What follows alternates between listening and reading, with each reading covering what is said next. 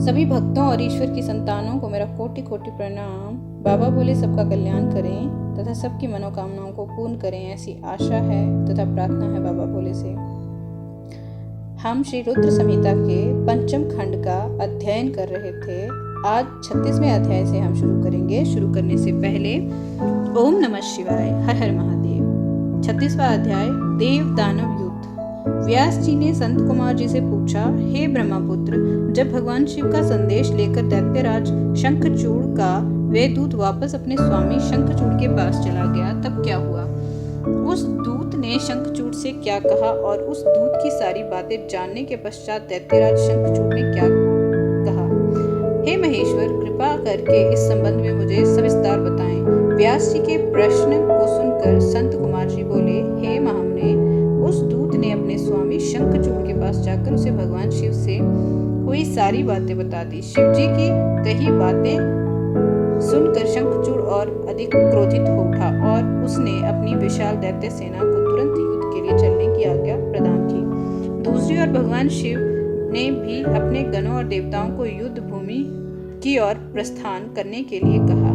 देवताओं और दानवों दोनों की सेनाएं पूरे जोश से साहस के साथ लड़ने हेतु तत्पर होकर आगे बढ़ने लगे। दानवों की सेना में सबसे आगे शंखचूड़ था और दूसरी ओर देवसेना में त्रैलोकीनाथ भगवान शिव सबसे आगे चल रहे थे। दोनों सेनाएं अपने स्वामियों के जय घोष के साथ आगे बढ़ रही थी। उस समय चारों ओर रणभेरियां बजने लगी। कुछ ही समय पश्चात देवता और दैत्य आमने सामने थे। एक दूसरे को अपना घोर शत्रु समझकर दोनों एक दूसरे पर टूट पड़े। भयानक युद्ध होने लगा।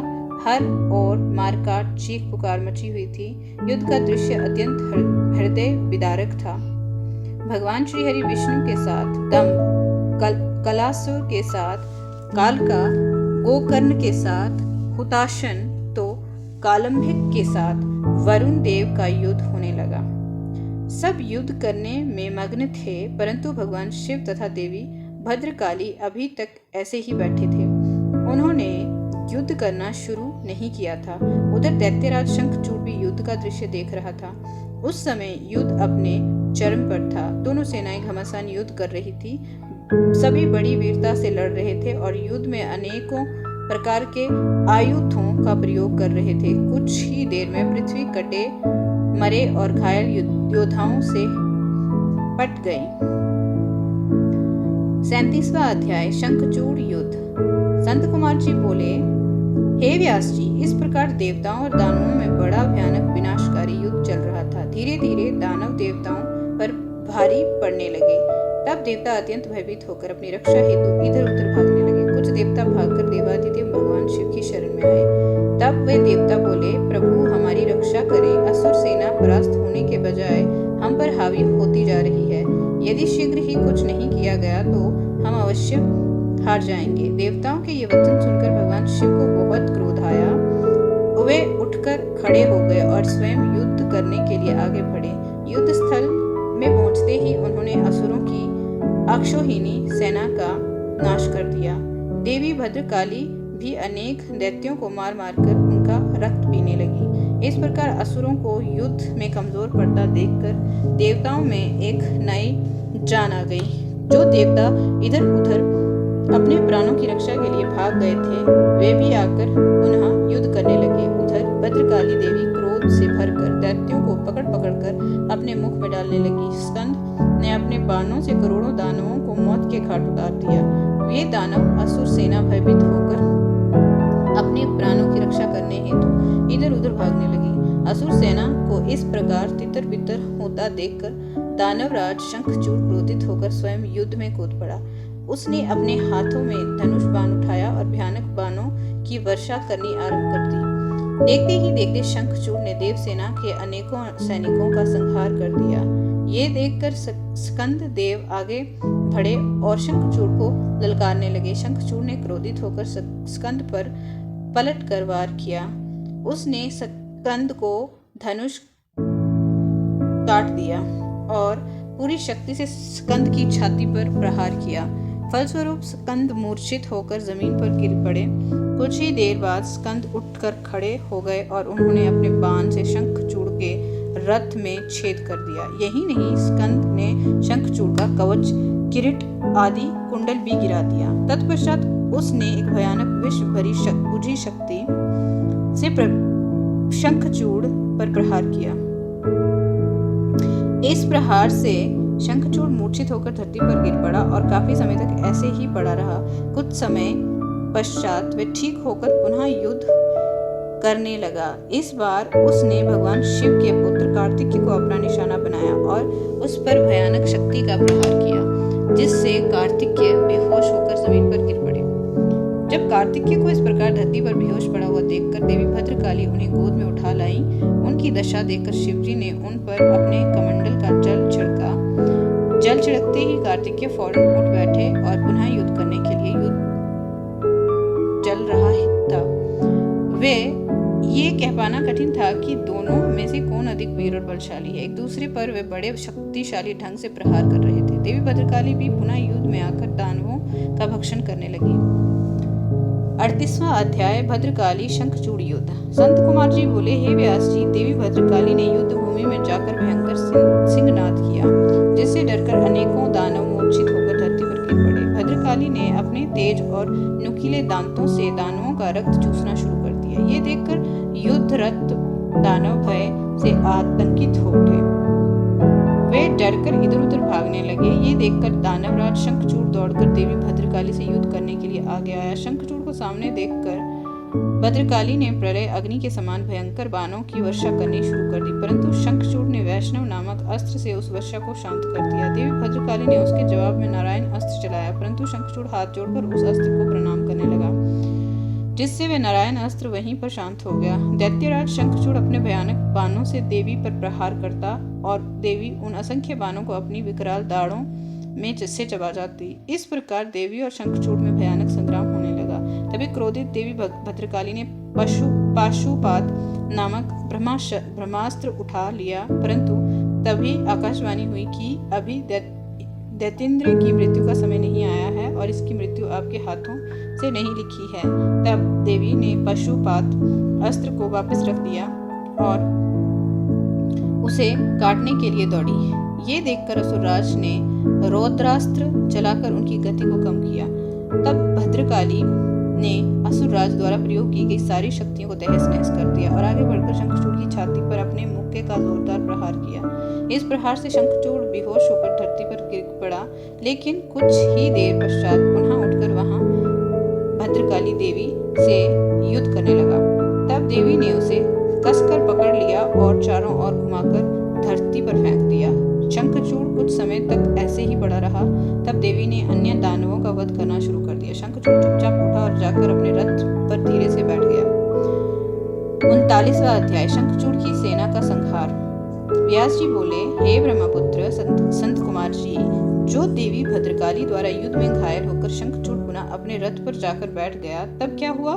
भगवान शिव ने, जो उस युद्ध में असुरराज शंखचूड़ का वध करने के लिए आए थे, क्या किया? कृपा कर मुझे इस कथा को सविस्तार सुनाएं। व्यास जी की इस जिज्ञासा को शांत करते हुए संत कुमार जी ने कहना आरंभ किया।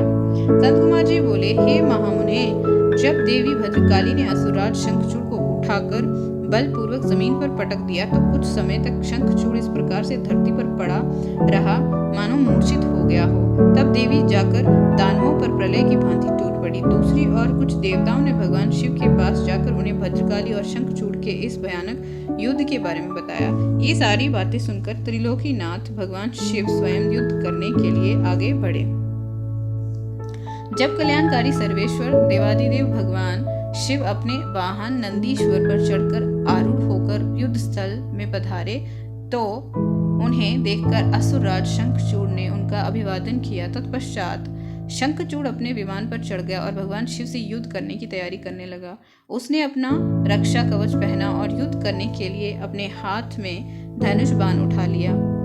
वह पूरे उत्साह के साथ भगवान शिव पर दिव्यास्त्रों का प्रहार कर रहा था। इस प्रकार त्रिलोकीनाथ भगवान शिव और असुरराज शंखचूड़ का भयानक युद्ध 100 वर्षों तक निरंतर चलता रहा। महावीर और पराक्रमी शंखचूड़ ने अनेक शक्तिशाली बाणों और असंख्य मायावी अस्त्र शस्त्रों का प्रयोग शिवजी पर किया, परंतु परमेश्वर शिव ने उन सबको पल भर में काट दिया। भगवान शिव ने क्रोधित होकर उस पर पुनः प्रहार किया।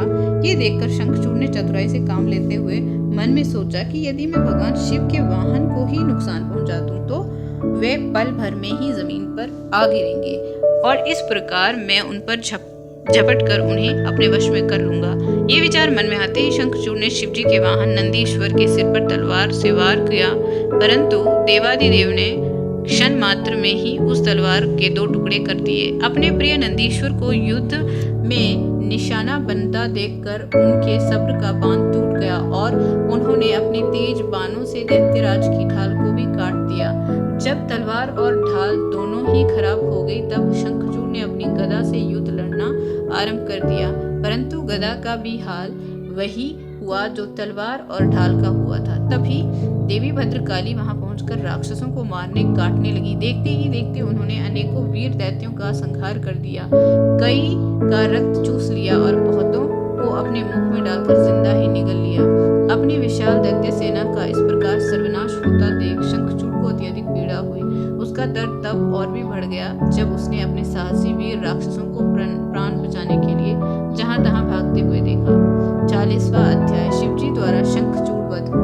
संत कुमार जी बोले, हे व्यास जी, अपनी विशाल सेना का इस प्रकार संहार होता देखकर असुर राज शंखचूड़ अत्यंत क्रोधित होकर निरंतर उन पर अस्त्रों का प्रहार करने लगा। तत्पश्चात उसने अपनी माया का प्रयोग करते हुए सभी देवताओं सहित देवादिदेव महादेव को भयभीत करने का प्रयास किया, परंतु इस जगत के स्वामी को इस प्रकार भला कोई डरा सकता है क्या? देवादिदेव महादेव जी उसकी माया से तनिक भी भयभीत नहीं हुए और उन्होंने शंखचूड़ पर अनेक दिव्य शक्तियों से प्रहार किया, जिनके फलस्वरूप शंखचूड़ की माया पल भर में ही विलुप्त हो गई। क्रोधित महादेव जी ने दैत्येंद्र का वध करने के लिए अपने हाथ में त्रिशूल उठा लिया। जैसे ही वे त्रिशूल का प्रहार करने आगे बढ़े तभी उन्हें एक आकाशवाणी सुनाई दी कि जो सिर्फ शिवजी के लिए ही थी। आकाशवाणी बोली, हे कल्याणकारी शिव, आप तो सर्वेश्वर हैं, इस जगत के स्वामी हैं, आपकी आज्ञा के बिना तो इस जगत में कुछ हो ही नहीं सकता।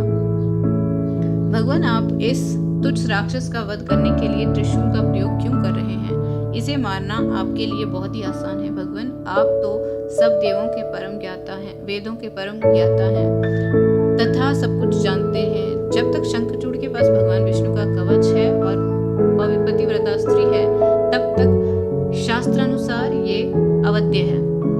आकाशवाणी सुनते ही भगवान शिव ने अपने त्रिशूल को तुरंत ही रोक लिया और मन में श्रीहरि विष्णु का स्मरण किया। श्रीहरि अगले ही क्षण हाथ जोड़े उसके सामने उपस्थित हो गए।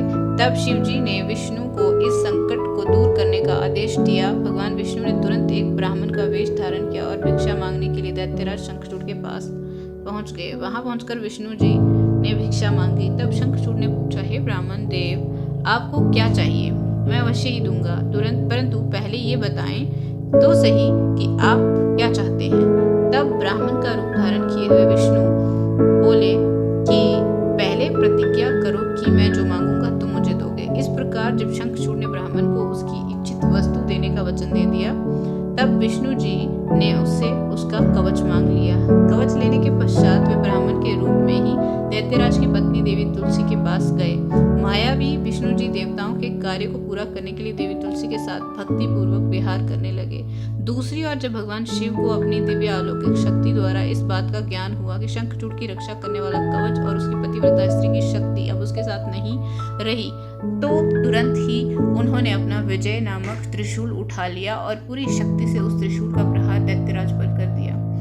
उस दिव्य त्रिशूल के प्रहार के पल भर में ही शंखचूड़ के प्राण पखेरु उड़ गए। दैत्यराज शंखचूड़ के मरते ही आकाश में दुंदुबियां बजने लगी, चारों दिशाओं में मंगलगान होने लगा और भगवान शिव पर आकाश से फूलों की वर्षा होने लगी। वहां उपस्थित सभी देवता भगवान शिव की स्तुति करने लगे और उनको धन्यवाद कहने लगे। असुरराज शंखचूड़ भी भगवान शिव के हाथों मृत्यु को प्राप्त होकर अपने शाप से मुक्त हो गया। उसकी हड्डियों से एक विशेष शंख की जाति बनी। उस शंख से रखा गया जल अत्यंत शुद्ध माना जाता है और उसका प्रयोग देवताओं पर जल चढ़ाने के लिए तथा घरों को शुद्ध करने के लिए किया जाता है। वे जल देवी लक्ष्मी और श्रीहरि विष्णु को बहुत प्रिय है। परंतु इस जल को भगवान शिव की पूजा में प्रयोग नहीं किया जाता।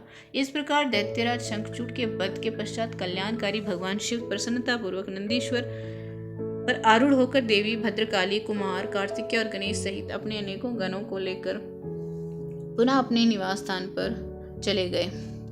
तत्पश्चात अन्य देवता भी प्रसन्न हृदय से अपने लोगों को चले गए।